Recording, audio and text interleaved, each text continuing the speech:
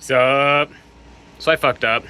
I've been pretty busy and I forgot to water these guys, and I thought this would be the perfect time to make a video. I did water them now just before doing this video because I didn't think about doing it, but as you can see, we have some dead leaves. This back plant was already trashed before. I'm mostly worried about these ones here. These ones are still looking good, but I thought this would be perfect visual of severely underwatered plants. So you can see, super light. It's literally bending over. And now that I've given it some water, we're almost 3 o'clock here. So we'll see in the next couple hours what these plants look like.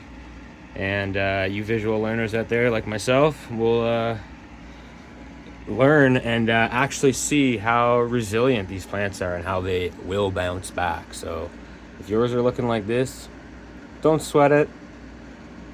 I know you are. I'll be back. All right, it's about 3 hours later or so. Standing up over here.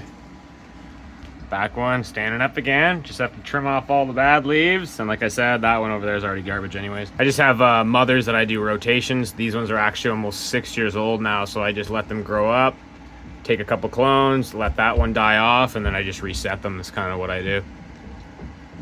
But yeah, I'll come back in probably another 2 hours to finish this video to show you guys the final visual. You guys can see cannabis is super resilient. It'll survive.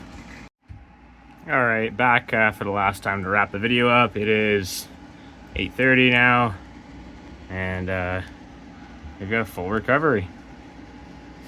I obviously removed some of the leaves that were looking rough. It actually gave me a chance to get in here and actually start trimming things up. But mothers are saved.